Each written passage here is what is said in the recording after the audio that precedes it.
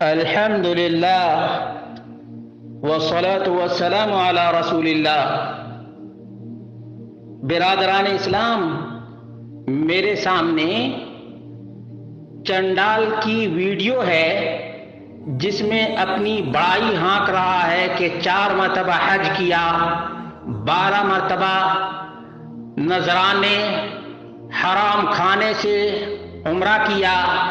ایک بار ایسا ہوا تھا جب آپ تشریف لے گئے حج بیت اللہ کے لیے، تو ہم سنی لوگ ان وہبڑوں کے پیچھے نماز نہیں پڑھتے۔ اللہ کا شکر ہے میں بھی تقریباً 4 بار گیا ہوں حج کرنے کے لیے، 10-11 مرتبہ عمرہ کرنے گیا، میں نے کبھی نماز نہیں پڑھی۔ ہماری نماز ہی نہیں ہوتی ان بے ایمانوں کے پیچھے۔ اور باضابطہ طور پر ایک بار تو پھنس گئے حتیم کعبہ کے پاس کھڑے ہوئے، یہ سوچ کر کے کہ آج دیکھوں یہ مردود نماز کیسے پڑھاتا ہے امام ہوا۔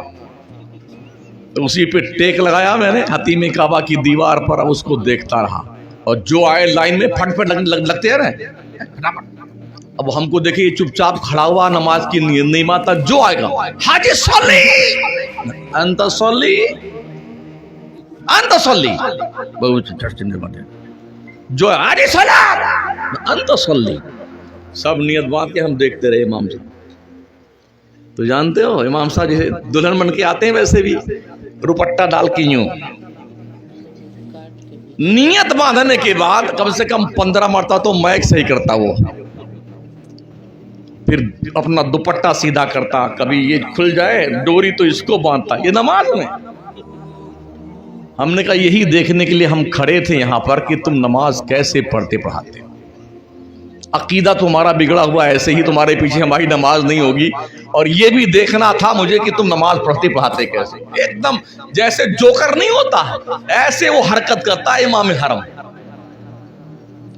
تو آقا کریم کی پیارے دیوانو، ہم تو الحمدللہ وہاں بھی نماز نہیں پڑھتے۔ تو حضور تاج الشریعہ جب حج کرنے تشریف لے گئے تو لوگ تاڑ میں رہتے ہیں نا کہ کون یہاں نماز پڑھتا ہے کون نہیں پڑھتا ہے، اور جو لوگ تھوڑا مشہور ہوتے ہیں نا ان پر بڑی پینی نظر ہوتی ہے۔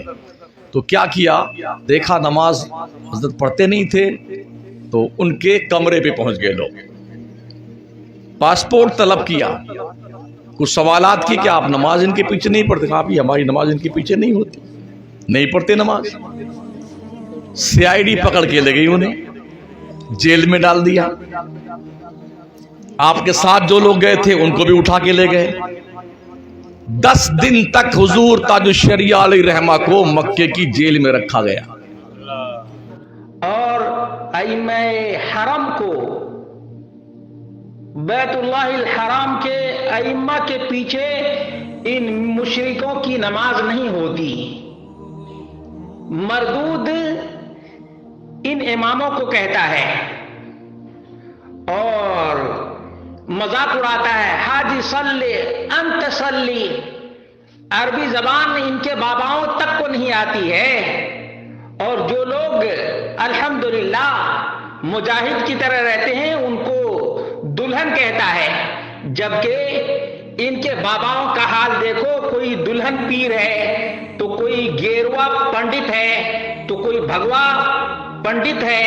اس طرح سے ان کے باباؤں کا حال ہے، ان کے باباؤں کا حال ہے۔ بھلا بتاؤ کہ آج تک کسی نے مسجد حرام کے امام کو مائک درست کرتے دیکھا ہے؟ یہ کتنا بڑا جھوٹا عیار اور مکار ہے۔ لا حول ولا قوت الا باللہ۔ یہ کہتا ہے کہ تمہارا عقیدہ بگڑا ہوا ہے، ہماری نماز ویسے بھی تمہارے پیچھے نہیں ہوتی ہے۔ حقیقت تو یہ ہے کہ جو کر یہ خود ہی ہے۔ ان کے باباؤں کا حال دیکھو تو بڑے بڑے جوکر نظر آتے ہیں، کوئی گیروا رنگ کا پہن کر کے آتا ہے تو کوئی پنک کلر کا پہن کر کے آتا ہے تو کوئی بھگوا کلر پہن کر کے آتا ہے۔ جہاں تک نماز کی بات ہے تو ان کی نماز دیکھو، دیکھ کھٹاکھٹ، دیکھ کھٹاکھٹ۔ اور ان کا ایک بابا تو ایک ہی رکعت میں 5 10 رکوع کیا۔ بھلا بتاؤ یہ کون سی نماز تھی؟ گھوڑے سے بگی سے اترتے ہیں آپ اور مسجد میں داخل ہوتے ہیں، جیسے ہی امام صاحب نے دیکھا، مقتدیوں نے دیکھا، سب دوڑے، दस्तबोसी किया, मुसाफा किया, ताजुल उलिया आ गए। इमाम साहब ने मुसल्ले पे खड़ा कर दिया, सरकार आप भी नमाज पढ़ाएं। आपने इनकार भी नहीं किया। इकामत पुकारी गई, तकबीर तहरीमा पहली तकबीर, उसके बाद फिर आपने सूरह फातिहा पढ़ी, सूरत नहीं मिलाई। सूरह फातिहा पढ़कर आप रुकू में गए, 5 मरतबा रुकू किया, रुकू पे रुकू, रुकू पे रुकू, रुकू पे रुकू, अल्लाह अकबर, रुकू में जा रहे, उठ रहे, फिर अल्लाह अकबर, फिर रुकू में, फिर खड़े हो रहे, फिर रुकू में। लोग हैरान, ये कौन सी नमाज है भाई। सजदे में गए, 5 या 7 मरतबा सजदे किए साहब। दूसरी रकात में बैठ गए, तीसरी रकात में खड़े हो गए, चौथी रकात में सलाम फेरा। भला बताओ ये कौन सी नमाज थी? पूछो इनसे, इनसे पूछो कि कौन सी वो नमाज थी।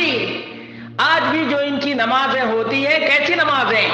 अभी रुकू मुकम्मल भी नहीं हुआ कि बस खड़े भी नहीं हुए कि सजदे में, सजदा भी नहीं किया कि उठ गए, फिर सजदे से बैठे भी नहीं कि फिर सजदे में चले गए। दे खटाखट इनकी नमाज।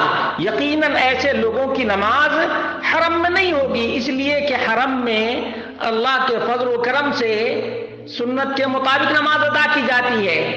ऐसे ही नमाज ये लोग अदा करते हैं जैसे पीराने पीर, इनके गौसे